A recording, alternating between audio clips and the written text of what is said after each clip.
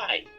A very close observation of an average citizen of advanced countries like US, UK, Germany, Italy, Russia, and the likes will reveal just one thing. They have a very strong sense of ownership, meaning that they believe that they form part of the responsibility of what happens in their country, and they hold their leaders accountable to whatever happens in their country. Their leaders are very much on their toes because they know that citizens will hold them accountable to whatever promises or whatever crisis that comes up in their country. And that is what this video is all about. I'll be juxtaposing it with the mindset or the attitude or the sense of ownership of an average Nigerian. And if this sounds interesting to you, hit the subscribe button and let's get going. Guys, a very close observation of the history of Nigeria will reveal that the majority of the population do not have this sense of ownership. In fact, a lot has mentally seceded from the country because they believe that the leaders do not represent and they don't have anything that ignorant or not educated about what is going on at the helm of affairs.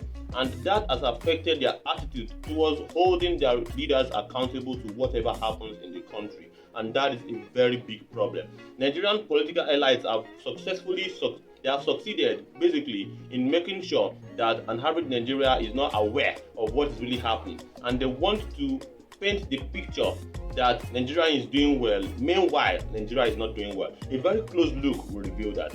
Accountability is very, very important in a very serious government. And who is going to hold who accountable? The people should be the one to hold the leaders accountable because they are the one who actually elected them to public offices.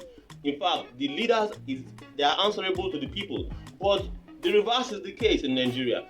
The leaders are actually running a one-man show while the citizens are just laughing and they are smiling at whatever decision that is being made and whatever inconveniences that is being saddled onto them or forced onto them. They are forced to actually roll with it without any objection whatsoever. And that is a very poor sense of ownership.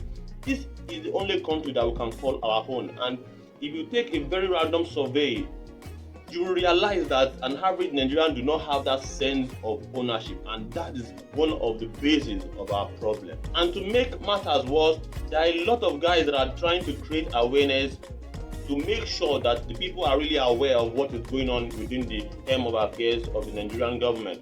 But instead of the people to give them the maximum support that they need, you still have the same people criticizing them. People like Adeyanju, people like Shore, people like Femi Falana, prominent people that are legendary in trying to fight for human rights and making sure that people are aware of what is going on. But these are people that the Nigerian populace will shout at, and they will say that their effort is not needed, that what they need is their daily bread.